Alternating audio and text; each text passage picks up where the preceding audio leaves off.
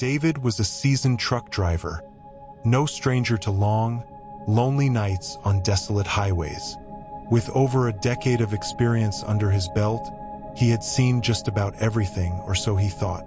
On this particular night, the road was eerily quiet, the kind of silence that made even the hum of his truck's engine feel intrusive. The clock on the dashboard read 2:37 a.m. Rain drizzled faintly, its rhythm broken only by the occasional gust of wind rattling the cab. David was halfway through his overnight route, hauling freight through a rural stretch of road infamous for its desolation. As he rounded a bend, his headlights caught a figure standing on the shoulder. The man was drenched, his clothes clinging to his thin frame. He stood motionless, one hand in his pocket and the other raised in a hitchhiker's gesture. David hesitated. Picking up strangers wasn't his usual practice, but something about the man's posture, defeated, almost pitiful, struck a chord. Against his better judgment, David slowed his truck and pulled over. The man climbed into the cab without a word, settling into the passenger seat. His face was partially obscured by the shadow of his hood, and he carried no bag, no belongings. David attempted small talk to ease the tension. "Rough night, huh?" he asked, glancing at the man. The hitchhiker nodded but didn't speak.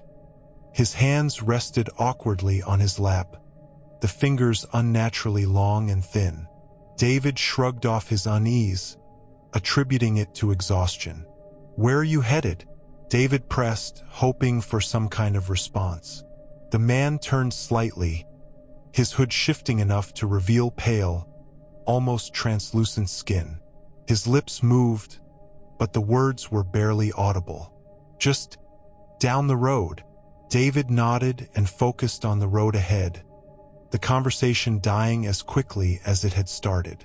A few miles passed in silence, save for the steady thrum of rain on the windshield. But something was off. The temperature inside the cab seemed to drop with each passing minute, a bone-deep chill that made David shiver despite the heater humming at full blast.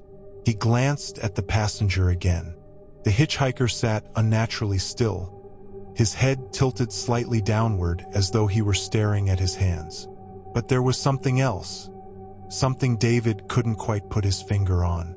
It was the reflection, or rather, the lack of it. In the passenger side mirror, the seat appeared empty. David's pulse quickened. He told himself it was a trick of the light, that the rain and darkness were playing games with his perception. But the growing unease gnawed at him. He decided to keep driving, focusing on the road and hoping the stranger would soon ask to be dropped off. Minutes stretched into what felt like hours. The truck's headlights sliced through the darkness, illuminating the winding road ahead. Suddenly, the hitchhiker spoke. "Do you believe in ghosts?" The question came out of nowhere, his voice low and monotone. David's grip on the steering wheel tightened. "Can't say I've thought much about it," he replied, forcing a chuckle.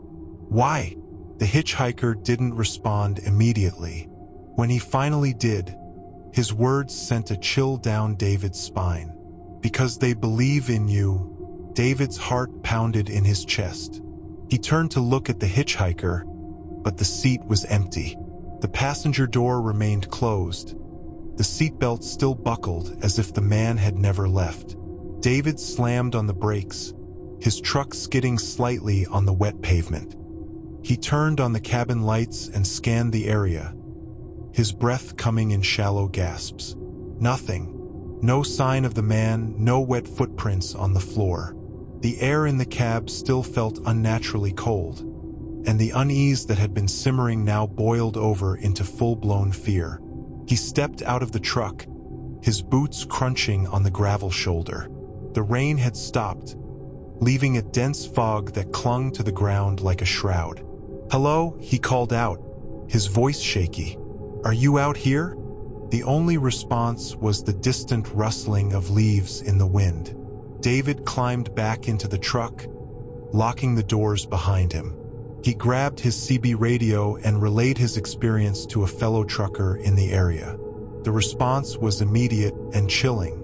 "Man, you're not the first to see him," the voice crackled through the speaker. "They call him the Shadow Hitchhiker. Been haunting that stretch of road for decades. Some say he was a drifter who got hit by a truck years ago, trying to hitch a ride in the rain. Others think he's something older, something worse." David didn't finish his route that night. He turned his truck around and took the longest detour of his life, avoiding that cursed stretch of highway entirely. To this day, he refuses to drive through that area after dark. They say the Shadow Hitchhiker is still out there, waiting by the roadside, hand outstretched, searching for his next ride. And if you're ever driving down a lonely highway at night and spot a figure in the rain, think twice before stopping, because some passengers were never meant to reach their destination. It was supposed to be a quick stop. Lisa and Brian, a young couple on a road trip, were driving through the winding back roads of a remote county to avoid the heavy traffic on the interstate. The route was scenic during the day, but by night, it became unnervingly quiet, with only the faint glow of their headlights illuminating the endless stretches of trees and fields. The rain had started an hour earlier, and with their gas light blinking, they had no choice but to pull into the first station they came across.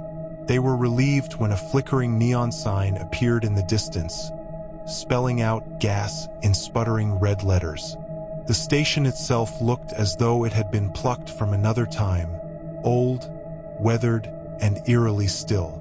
"Looks like something out of a horror movie," Brian joked, trying to lighten the mood as he turned into the gravel lot.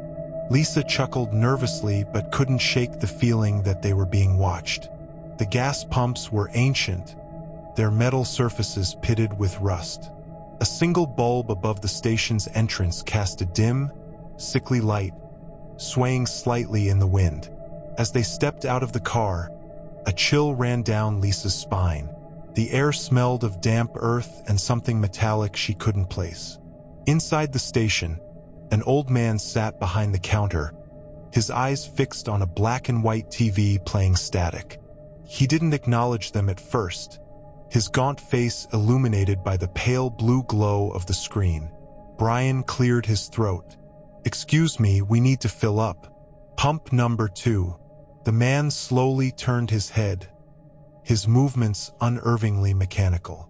His eyes, glassy and sunken, met Brian's for a moment before he nodded. "Cash only," he muttered in a gravelly voice. "And don't linger." Brian frowned but didn't press the issue. He handed over some cash and headed back to the pump.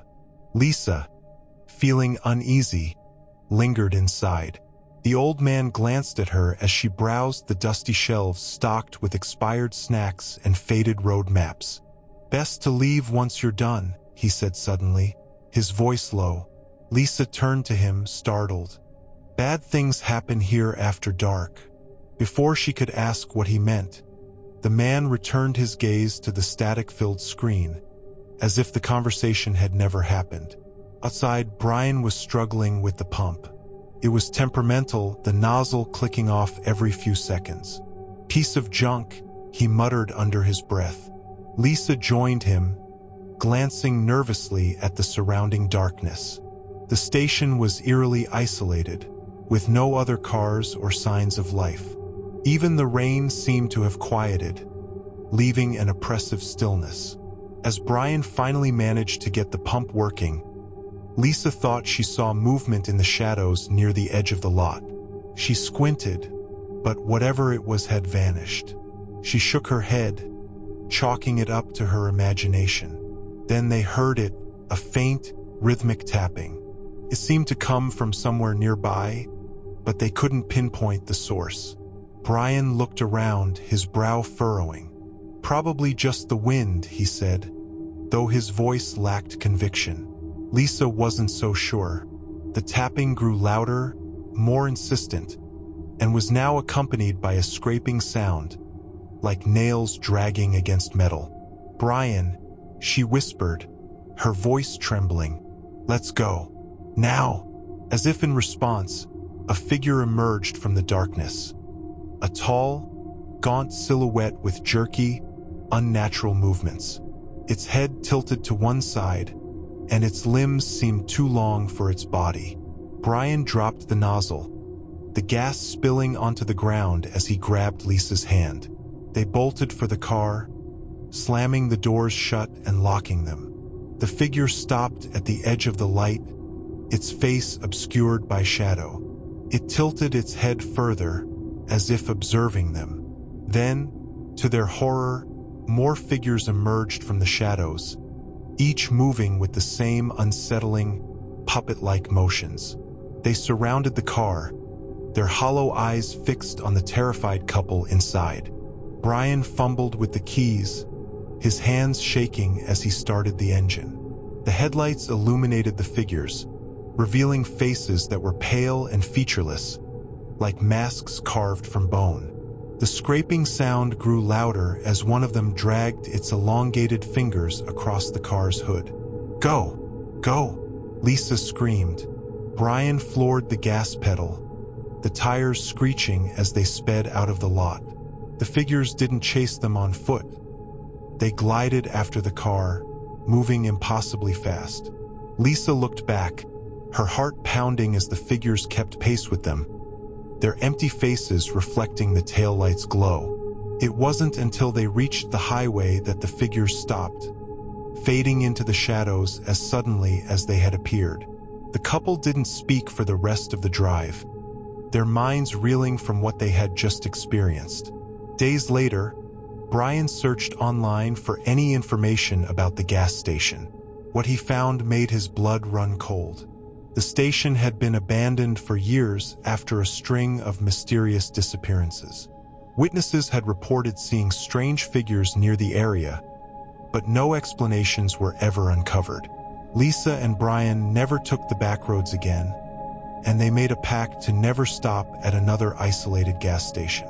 To this day, the memory of those figures haunts them, a chilling reminder of the horrors that lurk in the shadows, waiting for the unwary to stumble upon them.